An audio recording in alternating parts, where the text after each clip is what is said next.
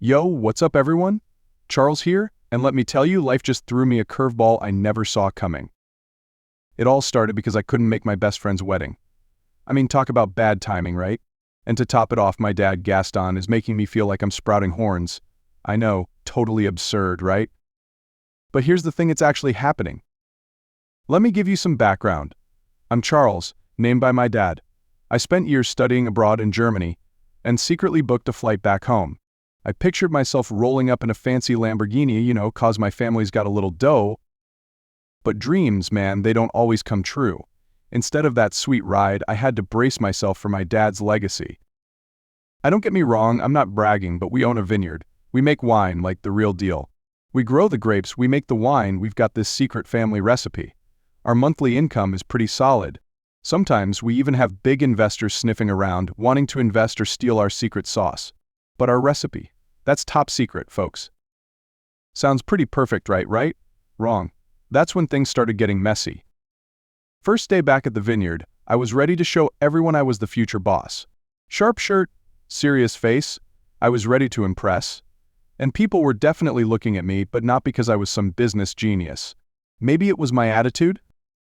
Aunt Eva, our housekeeper, who I call Nanny because she's been taking care of me since I was a kid, gave me some advice. Charles, you gotta chill, buddy. Don't act so arrogant. But I was already in boss mode. Chin up, hands behind my back. I was strutting around like I owned the place. I went to the grape picking area and shouted, "That bucket's holding the grapes wrong. What do you gotta do it like this, so they don't get crushed?" I was barking orders left and right, even though those guys knew their job better than me. Let's just say after a while, I heard some whispers. Someone even called me old man. It was a weird word, I didn't get it. But no one was rude, so I thought they were admiring my boss vibes. I kept my cool, pretended like I knew what I was doing, but I had no idea I was turning into a laughingstock. At the end of the day, I decided to do something no boss in our family had done before. I personally counted every single worker's grapes. One by one, I made them show me their buckets. I even brought out a magnifying glass to check for bugs or dirt on the grapes. For me, it had to be perfect. Then I stopped in front of this girl. Tan skin, big glasses, freckles, she seemed around my age, maybe a little older. I was staring at her, and out of nowhere, I said, "How did Dad hire a weasel?" She glared at me, her eyes burning with anger. "Are you serious? How can you be so rude?" And then she just chucked her entire bucket of grapes at me. They splattered all over my face. I was stunned, just standing there. Then she walked off, leaving me covered in juice and a ton of questions swirling in my head. Did someone just throw grapes at the future boss? The workers around me started laughing. I was mortified. What's so funny? Get back to work. They went silent but kept glancing at each other, trying to hide their smiles. I turned to Aunt Eva, who was standing nearby. "Nanny, keep an eye on them. I gotta see my dad." I left the workers and their amusement behind, stomping towards the family mansion where my dad works. I raced through the long hallway with the red carpet, heading straight for his office, my head filled with questions about that rude girl. Didn't even bother knocking, I just burst through the door. "Dad." But what I saw stopped me cold. My dad wasn't alone. Next to him was the tan girl, the one who threw the grapes. She was sitting across from him, totally chill, like nothing had happened. I stared, wondering, she's still here? After doing that? All I could think was, she's trying to steal something and get away with it. I marched towards her, but before I could speak, she pointed right at me and said, "Mr. Gaston, he's bullying me." My dad, Gaston, fixed his eyes on me, narrowed, clearly not happy. I tried to speak. "Dad, I think you should fire her. She." But my dad stopped me. He raised his hand, signaling for me to be quiet. I froze. The girl, Raven, smiled triumphantly, a smug look in her eyes. My anger exploded, but I was speechless. All I could do was glare at her. My dad, still calm, started introducing us. "Charles, this is Raven, the daughter of the vice president of the company I'm partnering with. Her father is my good friend, and she's here to learn the trade." My mind was blown. The vice president's daughter, my dad's best friend's daughter. That's why she was so bold. Suddenly, everything clicked. While I was thinking I was the all-powerful future boss, she, Raven, had a secret weapon, a connection that made her untouchable. I swallowed my frustration but couldn't take my eyes off the girl, who was smirking at me. That's how Raven and I met, a chaotic start, to say the least. We were like cats and dogs, constantly at each other's throats.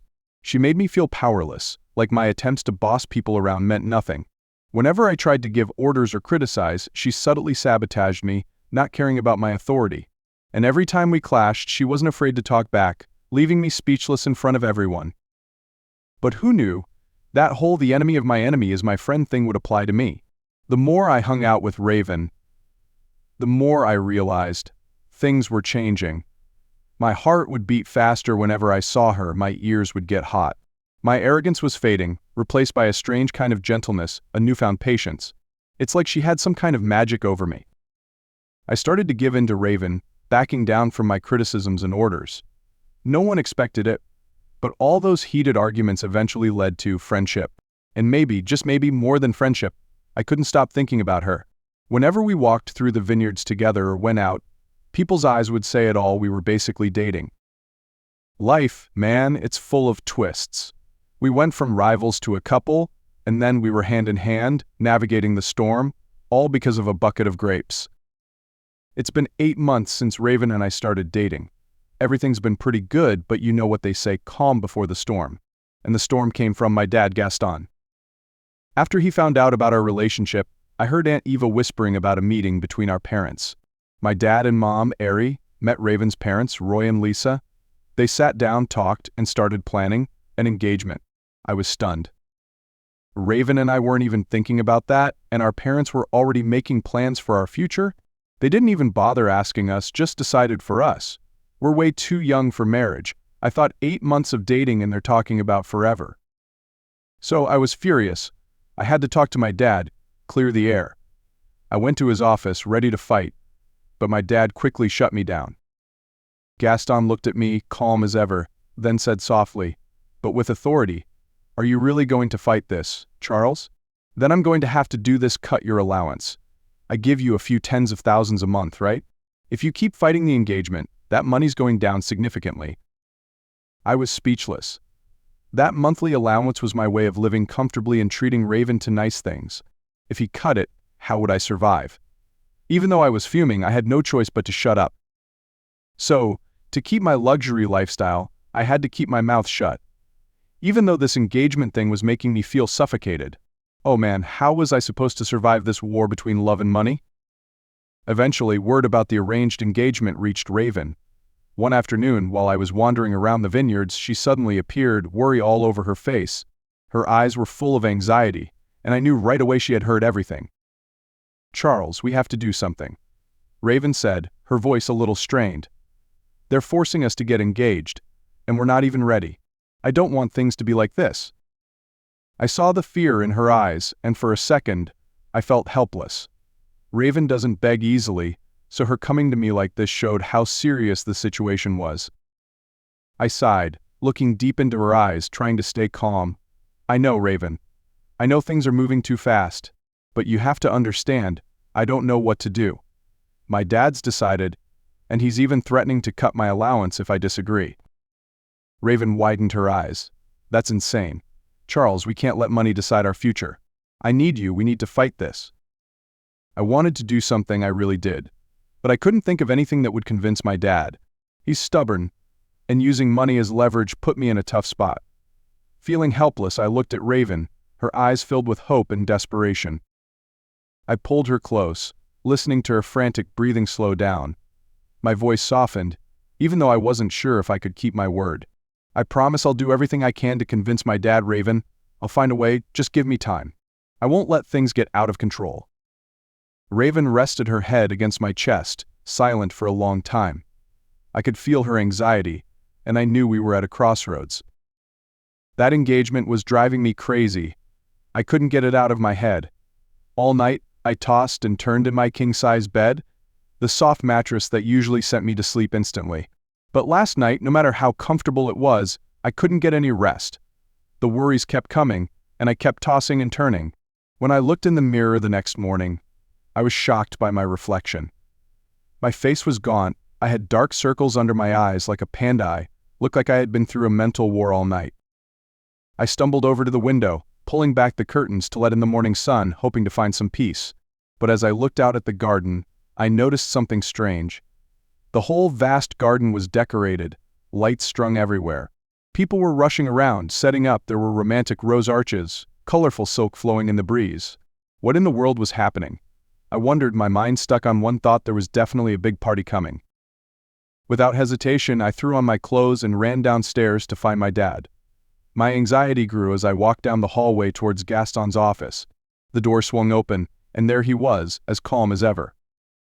"Dad, what's going on outside? Is there some kind of big party happening at our house?" I tried to sound calm, but my voice was getting shaky. My dad looked up and smiled, his face relaxed. But his answer was a thunderbolt. "It's not just any party, Charles. It's your engagement party with Raven." I froze, my whole body went numb. My engagement party with Raven?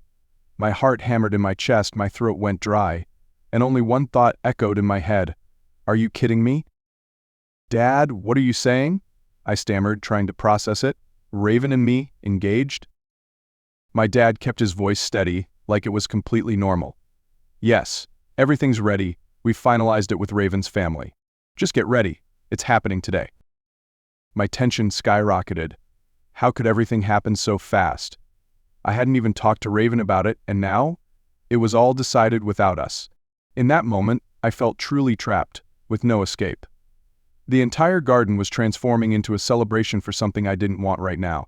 This couldn't be real, but it was. I stood there, frozen for a few seconds, stunned by what I'd just heard. The world around me seemed to crumble. I was about to launch into a full-blown protest when, out of nowhere, a wedding planning crew appeared. They stormed into the room like a hurricane, armed with fancy tuxedos and professional hairstylists.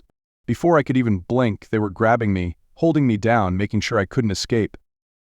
My jaw dropped. Before I could react, they were shoving a tuxedo on me. It didn't fit. So they tried another one, spinning me around like a puppet. Second tuxedo, third tuxedo. They kept changing my clothes while I felt like I was trapped in a nightmare with no escape. "Wait. Stop," I yelled, but no one paid attention to my pleas. Every time I tried to break free, a hairstylist would jump in, starting to brush my hair, making little adjustments so I looked perfect. They were quick, professional, like they'd done this 1,000 times. And I was utterly powerless.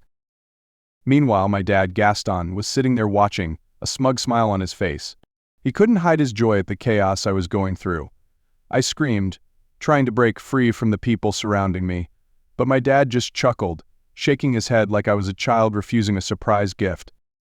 "Dad, I don't want this engagement," I shouted, but my words were lost in the rustling of fabrics and the click-clack of styling tools. "Charles, you'll thank me later. Don't worry, everything will be perfect," Gaston said calmly, while I was panicking. The whole room felt like it was spinning around me, and despite my screams for help, I couldn't escape becoming the perfect groom for an engagement I wasn't ready for. This was insane, but I was clearly being sucked into it without a chance to fight back.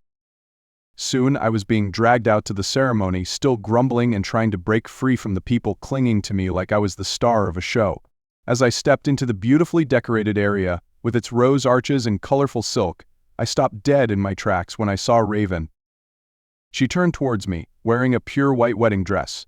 Her hair was pulled back neatly, adorned with glittering beads. Light makeup accentuated her sharp features, highlighting her healthy, tanned skin. Raven's eyes met mine, but there was no fear or confusion like I expected. Instead, I saw confidence and pride. The sight left me speechless. In that moment, all my plans to fight back vanished. Maybe getting married early wasn't so bad, I thought to myself, unable to look away from her. Raven was truly beautiful, so beautiful I had to thank my dad for forcing me out here. Suddenly, I felt lucky. I straightened a little bow tie on my collar, stood taller, and walked towards Raven as both our families looked on, beaming with approval. The pressure I'd felt before seemed to dissolve, replaced by a sense of pride. Images of the future, where I would be this woman's husband, flashed in my mind, and oddly, I felt a surge of pride. Was this destiny? I thought, feeling fortunate to be tied to a woman as beautiful and strong as Raven. The engagement ceremony officially began, and I couldn't take my eyes off Raven. She looked absolutely perfect in her white dress. I didn't care if people called me a simp. Honestly, if they did, I'd agree. Try loving someone as amazing as Raven and you'll understand. How could I not be captivated by my fiancée, or rather my future wife, who was so perfect? But as I was floating in my self-assured future, I noticed Raven didn't look too comfortable. She stood there with her usual grace, but I saw a slightly distracted look in her eyes and a hint of confusion on her face. No wonder. At this time, Raven would usually be curled up in bed, trying to get a few more hours of sleep. Who wants to be woken up early, then suddenly dragged into a garden for an engagement ceremony? I completely forgot about that. My mind was caught up in happy future scenarios, but Raven wasn't ready for all this fast-moving action. Now, Raven's status had changed, and she was officially my fiancée. We were both wearing engagement rings, a symbol of the bond our families had arranged. And yes, Raven never stopped complaining about how I had let this all happen without her consent. She'd frown whenever she mentioned that ceremony, emphasizing that I should have done something to stop it. Whenever Raven started to nag, I'd just chuckle and try to soothe her in my own way. Knowing Raven loved unique things, I showered her with thoughtful gifts, expensive handbags, cuddly teddy bears, custom-designed dresses, all just for her. Every time she'd seem to soften a bit, sometimes even smiling, but still trying to maintain that serious expression. Gradually, maybe because of the gifts or maybe because she was simply accepting her fate, Raven started complaining less. I could see her slowly coming to terms with the fact that we were engaged, even if it was sudden and unplanned. We still had our tense moments, but our connection grew stronger by the day. Okay, enough with the lovey-dovey stuff. Now, it's time to tell you about a disaster I'll never forget. One day, I was sitting in my office going over grape harvest numbers for wine production. I was lost in the paperwork when Aunt Eva walked in and placed a wedding invitation on my desk. I picked it up, curious to see who it was from, and when I saw the name on the invitation, I was slightly surprised. Julie. We'd known each other since high school, and I still remember how she'd insisted she would never get married. I'm not going to be tied down by anyone, she'd declared with conviction, like it was fate. And yet, here was the wedding invitation sitting in front of me, and Julie was about to walk down the aisle. Talk about a change of heart, I thought, chuckling at the irony. But still, I was happy for her, because at least Julie had found someone who made her change her mind. Julie's wedding was getting closer, and of course, I told Raven about it. After all, she was my fiancée, and bringing her along wouldn't be a big deal. Actually, this was a chance to formally introduce Raven to Julie, since our engagement ceremony had been very private, with just our families present. We didn't want any attention, we wanted to avoid the media circus because I hate that kind of attention. Raven knew this was a big deal, so she made a special effort with her appearance. When she emerged from the dressing room, I was speechless. She was wearing a pure white dress, highlighting her curves, and had light makeup that still managed to radiate elegance. She looked like a princess stepping out of a fairy tale. I went over to her, wrapped my arm around her waist, and complimented her. "You look amazing, Raven. You're definitely going to steal the show today. Julie will be jealous you have a fiancée as beautiful as you." Raven chuckled, teasing me. "Oh, come on, you're so smooth. I wonder who else you've been telling that to." I playfully lifted her delicate fingers, gently pressing her knuckle against my lips. "This smooth talk is just for you, my lady. You know that? I love you dearly." Raven blushed, pulling her hand back shyly, making me laugh. But I stopped teasing her, took her to the car, and got ready to head to Julie's wedding. The car started, the driver focused on the road, while Raven and I were chatting comfortably in the back. I couldn't stop teasing her. Sometimes I'd use my finger to play with her soft hair, enjoying the scent of her shampoo that drove me crazy. Raven smiled gently, occasionally tilting her head away, but didn't seem annoyed at all. It didn't take long to reach Julie's wedding venue. It was a stunning 5-star hotel, with luxurious architecture, and decorations of ribbons and flowers throughout the lobby. The place had a classy vibe that was perfect for a grand event like this. Just as the car was about to stop, my phone rang. I frowned when I saw my dad's name on the screen. As soon as I answered, Gaston's voice rang out, tense. "Charles, you need to meet me now? This is serious. A major client and investor just canceled their partnership without explanation. I need you to come with me to meet them now." I was taken aback. Why now? I really didn't want to miss Julie's wedding, but this was an emergency. There was no other way. As the heir, I couldn't let my dad face this alone. I turned to Raven, my eyes filled with regret and awkwardness. "Raven, I'm so sorry. My dad just called. There's a big problem at the company, and I have to go now." I really don't want to miss this, but... Before I could finish, Raven gently placed her hand on mine, reassuring me. It's okay, Charles, go. I can go to the wedding for you. Julie will understand. I sighed with relief, knowing Raven always understood and supported me. Before the car completely stopped at the wedding entrance, I leaned over and kissed her lightly on the forehead, like a thank you. I'll be back as soon as I can, I whispered. Raven smiled, then got out of the car, gracefully walking into the church. As for me, I ordered the driver to keep going, filled with worry and hoped that everything at the company would be all right. On the way, I didn't forget to text Julie, explaining that I had a sudden emergency and couldn't make it to the wedding as promised. I also mentioned that Raven would be there in my place and hoped Julie would take care of her. After about half an hour in the car, I arrived at a German restaurant. My dad was waiting outside, looking a little agitated. As I got out of the car, I figured we'd go into the restaurant to negotiate, but he surprised me. We're not going in. I just finished eating. Now it's time to meet the partners. Oh, my dad sure knows how to make you dizzy. Why didn't he tell me sooner so I could have gone directly to the address? I thought, but of course I didn't dare say it. If I complained, he'd probably give me a good loving punch. Then, we got back in the car and continued driving to a luxurious resort. The place was very upscale with modern architecture and lush greenery all around. My dad entered the main lobby with confidence, his leather shoes making a steady click-clack on the marble floor, sounding powerful. As he approached the reception desk, a young woman named Mary greeted us with a professional smile. My dad asked about the partners, and Mary quickly replied, Mr. Frank, right? Yes, I'm Frank. Is Mr. Lennon here? I want to meet Mr. Lennon.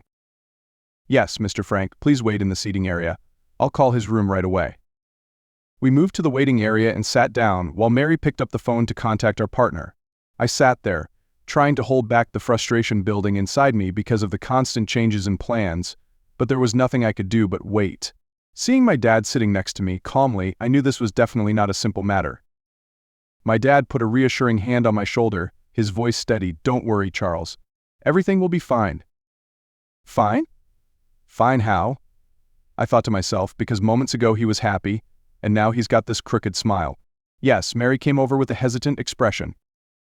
I'm sorry, gentlemen, but Mr. Lennon doesn't want to meet anyone? My dad immediately frowned, his sharp eyes fixed on Mary. Doesn't want to meet anyone. Explain yourself. Why is that? Mary was flustered, trying to explain. I just contacted his room, and I was told Mr. Lennon doesn't want to see anyone at this time. Maybe he needs some time to rest. I turned to Mr. Gaston, trying to contain my irritation. Dad, is this okay? It's clear he doesn't want to see us. My dad just sighed, then looked at me with a calmer expression. It's fine. We'll try another approach. We can't let a simple refusal stand in our way. My dad, Gaston, is not someone who easily gives up. He was determined to wait, and of course that meant I was stuck in a tiresome waiting game. I groaned internally. From morning to dusk we sat there in the waiting area, making my back ache like it was about to break. Finally, as evening approached, Mr. Lennon appeared in the main lobby, accompanied by his assistant. I noticed he was an older man, with salt and pepper hair, a cold face, and an air of authority. My dad immediately recognized him, and not missing an opportunity, jumped to his feet and strode towards Mr. Lennon. Mr. Lennon, my dad called out, his voice firm. We need to talk. Please just give me a few minutes of your time.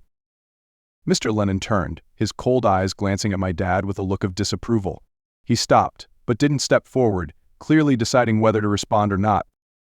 My dad, not fazed, continued, I understand you don't want to meet anyone right now, but we need to settle this. Just give me a few minutes and I'll be on my way. Lennon was a stylish man with a carefully trimmed beard. He looked like an upper-class gentleman, calm yet authoritative. What surprised me was his past with my dad. Turns out Lennon had been my dad's business partner. They'd started a company together but eventually parted ways because of different visions. Despite that, they'd secretly supported each other and achieved many successes until now.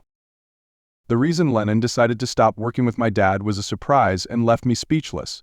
It turned out, his wife Chloe had been secretly harboring feelings for my dad. This one-sided love made Lennon uncomfortable, and ending the partnership was his way of avoiding the awkwardness. For hours, my dad Gaston had to do a lot of convincing, trying to persuade Lennon to reconsider and not let personal feelings affect their business. After hours of negotiation, Lennon finally softened and agreed to consider continuing the partnership. My dad and I said goodbye, and we quickly got back in the car. It was completely dark, and I realized Julie's wedding was probably over by now. I felt a pang of regret for missing my old friend's big day, but at least everything was settled at the company, and that was the most important thing right now. As I sat down in the car, I grabbed my phone and texted Raven, "Everything's all right. We just left the resort." After sending the message, I stuffed my phone in my pocket and leaned back in the seat, relaxing my body after a long, tiring day. In my head, I told myself I just needed to go home and rest. Hopefully Raven had a good time at the wedding. Back at home, I wearily took off my blazer and threw it on the coat rack. It felt like the tension of the whole day was still clinging to me. I reached into my pocket for my phone, checking for a message from Raven, hoping to see a response, but the screen was empty. No message from her, making me even more worried. I picked up my phone and called Julie, my voice a little urgent. "Julie, did Raven leave after the party? Did you see her?" Julie answered, surprised. "Raven left early, around the middle of the party. I thought she'd gone straight home." "Why? Is something wrong?" My heart sank. My worry started to build like a wave. I thanked Julie, then quickly hung up. Without hesitation, I called Raven's family to ask if she'd returned home.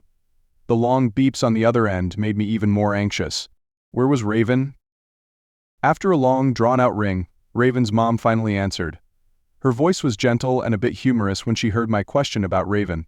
"Oh, Charles, don't worry. Raven came home after the party and fell asleep right away. She was so drunk she was practically snoring. She must be tired. Her phone is also dead, so she can't hear anything." At that moment, I let out a sigh of relief, feeling the tension of the whole day release. I chuckled, my voice light with relief. "Thanks a lot. I thought something was wrong.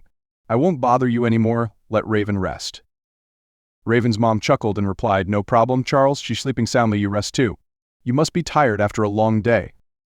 I thanked her again and hung up, feeling reassured. At least everything wasn't as bad as I'd feared. Finally, I could relax and get some rest. Who would give up precious sleep after a tiring day, watching over Mr. Lennon at a resort? Thinking that, I shed the rest of my clothes and threw myself onto the plush bed. It felt like every muscle in my body relaxed, my heartbeat slowed, and the worries of the day faded away. I allowed myself to let go, my mind drifting into a state of tranquility. Soon, sleepiness enveloped me, and I quickly fell into a deep sleep, enjoying the silence after a hectic day. Time seemed to stop. The night was silent, with moonlight shining through the window, creating a sense of stillness. Unconsciously, I could still hear the sound of crickets chirping in the distance.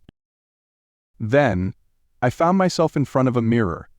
My reflection startled me. My eyes were filled with shock and anxiety, but that wasn't the only thing that shocked me. Behind me, Raven was getting affectionate with another man. Her hand was gently stroking his shoulder, and he had his arm around her waist in a familiar way. Was this a hallucination? I thought to myself, but the feeling was so real I turned abruptly, confronting Raven. "Raven, what are you doing?" I shouted, my voice trembling with anger. "How could you, right in front of me?"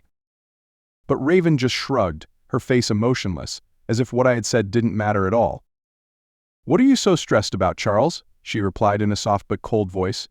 "Just having a little fun, no big deal." Her words cut deep. I couldn't believe my ears. My chest felt like it would explode with anger and pain. "No big deal? Raven, you're betraying me?" I yelled, but she didn't flinch. She smiled, then turned back to the man, ignoring me as if I didn't exist. Her lips found his, they kissed passionately right in front of me, making me feel like the world was spinning. Was it real or a dream? A nightmare or reality unfolding before my eyes? I jolted awake from the dream, gasping for breath, feeling like I just had a terrifying nightmare. My forehead was covered in sweat, my heart was pounding, and my hands were trembling. I looked around, recognizing the familiar room still enveloped in darkness. I glanced at the clock on the wall. The hour hand had just reached the number 2. Only 2 a.m.? Oh, thank goodness, it was all just a dream. I placed my hand on my chest, trying to calm myself down, taking a deep breath and reminding myself it was just a hallucination, not reality. But why would I dream about that? Why Raven in that scene? It was crazy. I felt thirsty, so I decided to get out of bed and silently walk to the floor. The cold floorboards under my feet woke me up a little. I went to the kitchen for a glass of water, hoping to calm my mind after that strange nightmare. I grabbed the water pitcher and poured some into a glass, but my mind wandered, lost in jumbled thoughts. By the time I felt the coolness of the water on my fingers, I realized it had spilled over the edge of the glass without my noticing. Damn it. I cursed, frustrated when I realized how distracted I was. My mind kept replaying that crazy dream, but I knew Raven wouldn't do anything wrong like that. She wasn't that kind of person, and there had never been any signs between us for me to doubt her.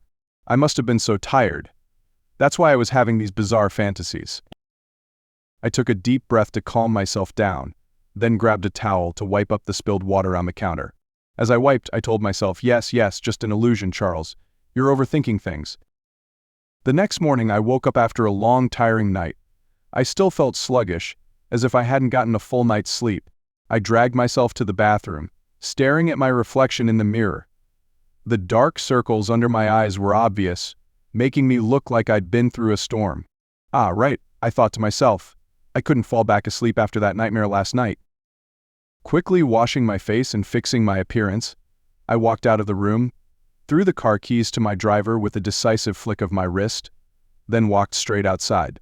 Standing in front of my sports SUV, I put the key in the ignition, opened the door, and stepped into the driver's seat. The roar of the engine as I revved the gas gave me a slight jolt of energy. Without hesitation, I drove towards Raven's house, wanting to see her immediately, to erase the discomfort of that crazy dream. Seeing her would make me feel better. I was sure of it. I drove to Raven's house, and as I pulled up, I saw her bending over, fixing the fence with her dad, Roy. I walked over, smiled at him, then rolled up my sleeves, eagerly saying, "Let me help you out, Mr. Roy." Who said rich kids don't know how to dig? I'm the exception. Raven looked at me, her eyes sparkling with amusement, and Mr. Roy laughed. Good, Charles. Seems like you've got the guts for hard work, too. Mr. Roy and I worked and chatted happily, mostly about making wine and the harvest. The conversation made the atmosphere more relaxed, and I could see Raven standing to the side, smiling as she witnessed the harmony between me and her dad. The sun was getting hotter, sweat dripping down my forehead, and my shirt was soaked. Just then, Raven came out with a glass of ice-cold lemonade, her eyes showing concern when she looked at me. She handed me the drink, held up a soft towel, and wiped the sweat off my face, her voice gentle. "Take a break, Charles. Have some lemonade to quench your thirst." Mr. Roy stood there, feigning jealousy, teasingly. "Geez, my daughter's all grown up. She knows to offer her boyfriend a drink before his father." Raven blushed a little, laughing nervously. "I'm just taking care of my husband." Then, she quickly turned and grabbed another glass of lemonade for Mr. Roy, leaving me to relax in the sun for a bit. After giving Mr. Roy his lemonade and flattering him with a few compliments, Raven came over and sat down next to me.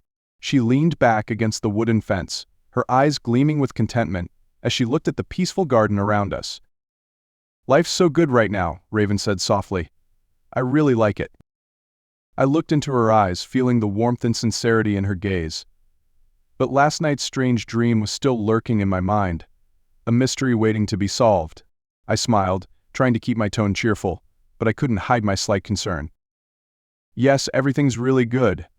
I hope we can stay together like this forever. But if something difficult happens, we shouldn't keep it to ourselves. We both have the right to know, to face things together and solve them." Raven looked at me, her eyes sparkling with surprise, but they quickly softened, a warm smile spreading across her face. "I promise you, Charles, I won't hide anything. We'll face everything together." She said that and rested her head against my shoulder, wrapping her arm around my arm like a silent promise. Time flew by since Raven and I had made our promise. Now it was September. The autumn weather had arrived. The cool air carried a gentle breeze, making the scenery more serene. The wine production was still going strong, sales were steadily increasing, and I had learned quite a bit from my dad.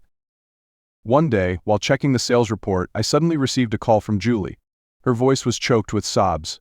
She said her marriage was on the brink of collapse and there seemed to be no way to save it.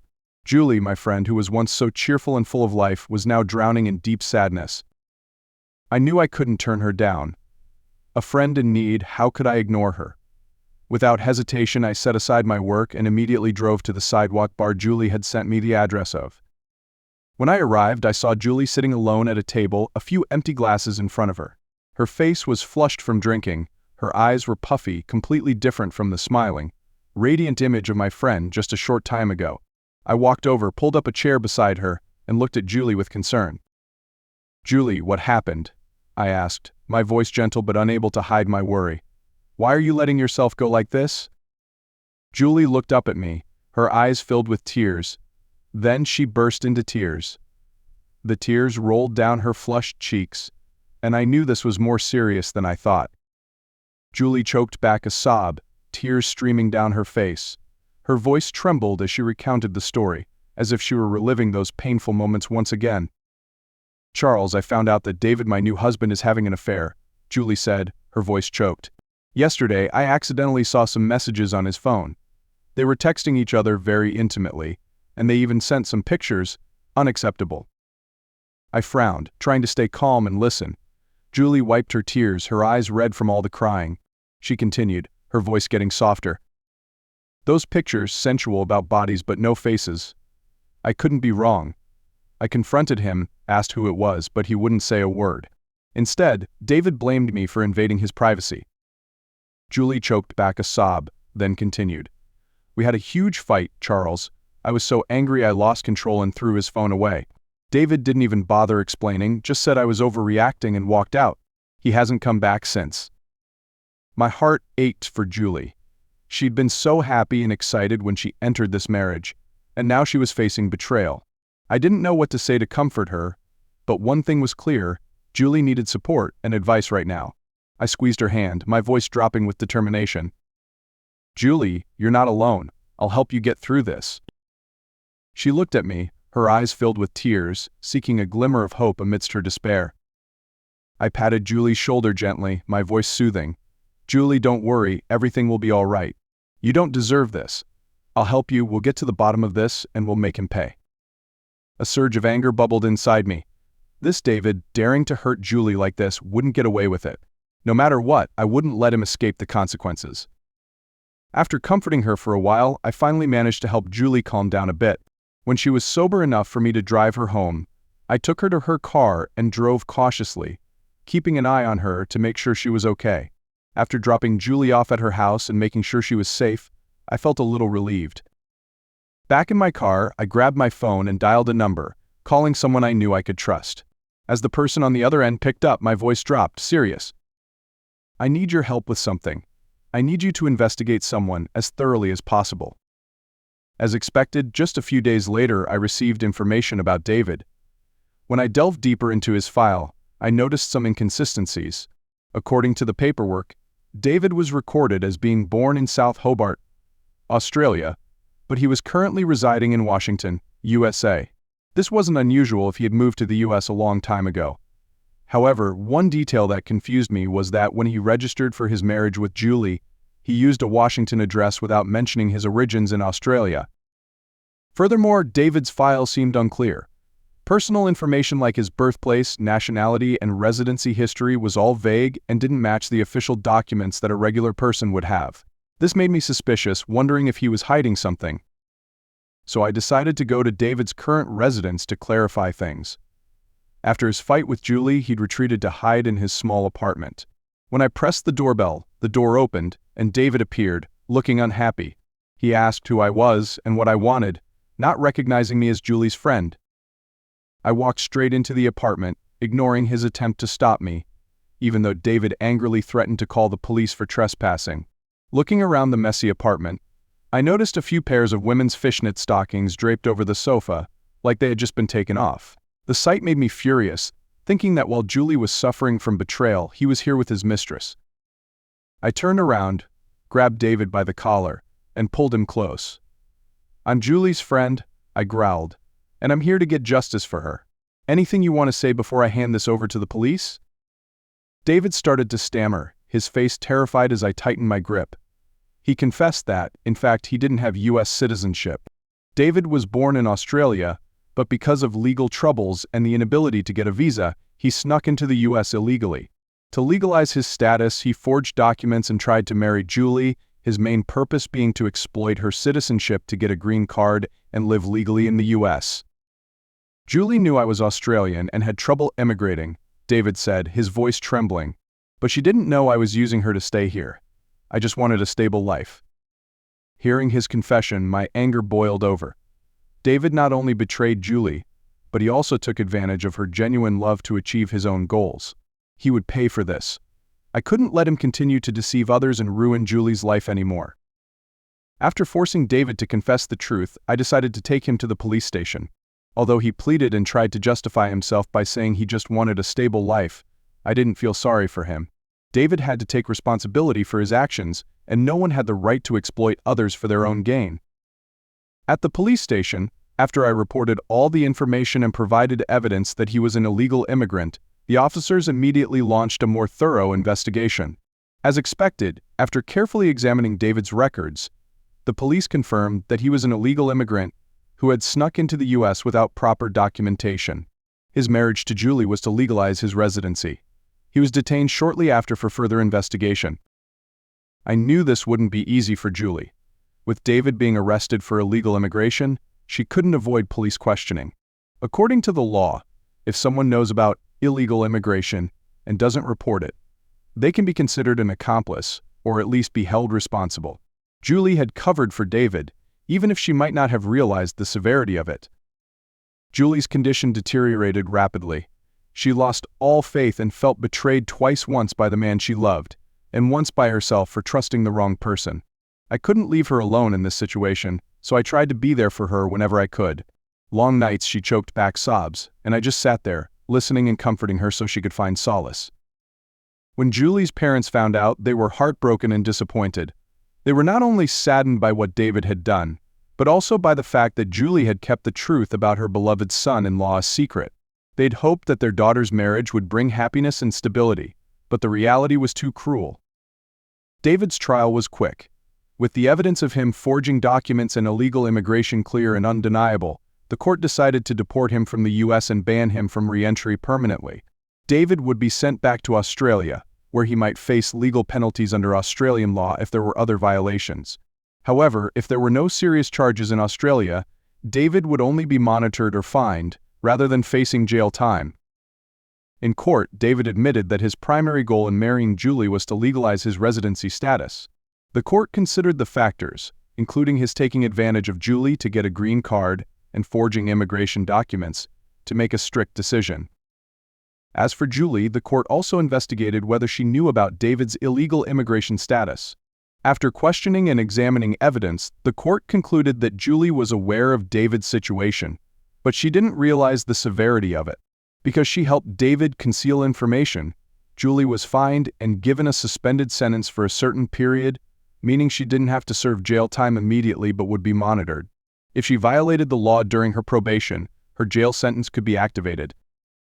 This verdict affected not only Julie but also caused great disappointment to her parents. They were heartbroken to learn that their daughter had been deceived and involved in a serious legal matter. Concealing the truth about their son-in-law made them feel like they had lost trust, not just in David but also in Julie's decisions. I stayed by Julie's side throughout this process, trying to comfort and support her in overcoming this difficult phase. Julie fell into a state of mental collapse after the truth was revealed. She felt guilty and regretful for trusting the wrong person and having to face consequences she never imagined. I couldn't leave her alone in this situation, and I promised to be there for her, to help her rebuild her life after it had all fallen apart. That evening, I carefully prepared everything to make up for the time I had been busy with Julie's situation and neglected Raven. The restaurant we went to had a fresh ambience decorated with balloons, scented candles that gave off a gentle aroma, and musicians playing music that created a melodious atmosphere, adding to the romance. When Raven walked in, she looked stunning. Her hair was neatly pulled back, her seductive dress accentuated her curves, and her sun-kissed skin full of vitality. However, something that bothered me was the stockings she was wearing. They were exactly the same as the pair I had seen in David's apartment. Of course, I knew it could just be a coincidence, many women own those kinds of stockings. But a feeling of doubt suddenly arose within me, like a small thorn piercing my mind. Raven sat down across from me, smiling gently. "You look distracted, Charles. Is something wrong?" I shook my head, trying to hide my vague thoughts. "Nothing, really. I'm just a little tired. But everything's fine now. Let's just enjoy dinner." Raven smiled softly, her eyes shining with warmth. You always know how to make me feel special. Tonight's been amazing. Thank you for making time. I replied with a smile, trying not to reveal the confusion in my heart. I'm the one who should thank you for being patient and understanding. I know the past few weeks have been rough, but I'll make it up to you. Raven reached out and took my hand, her eyes turning sincere. We promised to get through everything together. I'm always here for you, Charles. Don't worry. Her words were sweet and sincere, making me feel a little guilty for letting small doubts cloud my mind. Dinner continued with delicious dishes being served one by one. I helped Raven with her food, and we chatted happily, creating a warm and intimate atmosphere. Everything seemed perfect until Raven said she needed to use the restroom. I nodded, waiting for her to come back.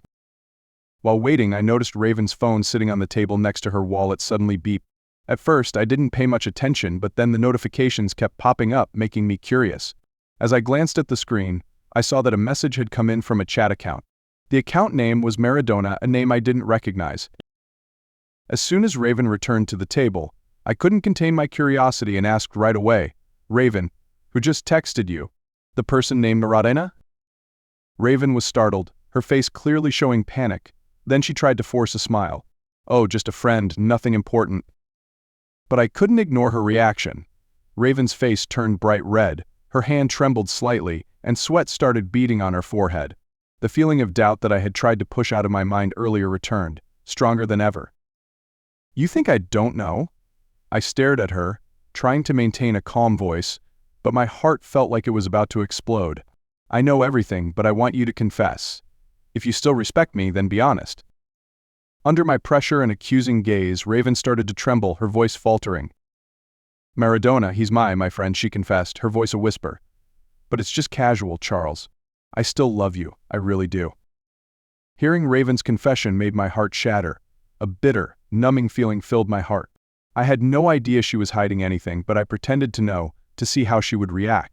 And now, the bitter truth was revealed, completely beyond my imagination. I gritted my teeth, trying to stay calm, but my voice still trembled with anger. How long, Raven? How long have you known him? Raven hung her head, her voice full of guilt. I met him at Julie's wedding. He was the groom. When I went to congratulate Julie, I was attracted to him. Her words hit me like a bolt of lightning. Could there be such a coincidence? I stared at Raven, with only one thought in my head. If he was the groom at Julie's wedding, then wasn't he David? Raven realized my shock and continued, her voice shaking. If he was the groom at Julie's wedding, then yes, it was David. And Maradona is actually his real name. It's his first name. A sense of dizziness overcame me. The seemingly illogical pieces of the puzzle were now starting to fit together. This truth not only hurt because I was betrayed, but it also made everything more complicated. Raven was not only my lover but also had a connection with David, who had deceived Julie. It was all a whirlwind of deceit and betrayal. Raven looked at me, her eyes filled with regret and despair. She took my hand, her voice choked. Charles, I'm sorry. I made a mistake, but I still love you. It was just a moment of weakness. Please forgive me, we've been through so much together, haven't we? But I shook my head, her words seemed unable to change my decision. Betrayal wasn't something you could easily forgive, especially when I realized Raven had been hiding and deceiving me all this time. I can't believe it, Raven, I said, my voice laced with bitterness. The person I considered my fiancé gave me such a huge surprise. This isn't just a moment of weakness, it's unforgivable betrayal. Our engagement, it's over. Raven looked at me, stunned. Her eyes were red, she grabbed my arm, pleading. Charles, don't do this. Please, don't break off the engagement. I don't want to lose you, I'll do anything to fix this. I removed her hand, shaking my head again. I can't accept this. I can't live with someone who betrayed my trust. Our engagement is over, and I'll explain everything when both our families meet. The day of the family meeting was tense. My dad and Mr. Roy sat across from each other, clueless about what was happening. I took a deep breath, preparing for the words I was about to speak, knowing there was no turning back once the truth was revealed. As I began to recount the truth about Raven's relationship with David, both families were stunned. Mr. Roy clenched his fist, and my dad gasped and looked at me in disbelief. Both tried to convince me to reconsider, emphasizing that feelings could sometimes be forgiven and rebuilt from scratch. "Charles, think this through," my dad said, his voice calm but urgent. "You and Raven are engaged. This isn't just about you two, it affects both our families." I shook my head, my eyes determined. "I'm sorry, but I can't accept Raven's actions. I can't forgive this betrayal, and I can't continue a marriage just for the sake of saving face for our families. If this makes things difficult between you and Mr. Roy, I'll have to accept it." The room fell silent. I knew the words I had just spoken could shatter my dad's long-standing friendship with Mr. Roy, but I couldn't sacrifice my self-respect and emotions just to maintain a false relationship. When it was all over, I felt an odd sense of liberation, even though there was still sadness lingering. I realized I was young, life was long, and there were still many people out there who would truly cherish and love me. I didn't have to forgive someone who had betrayed me, and I didn't have to cling to a relationship without real love. I told myself forgiveness can be noble, but it's not the only way to move on. You don't have to hold on to someone who doesn't value you. Sometimes being a little selfish protecting yourself is the right thing to do.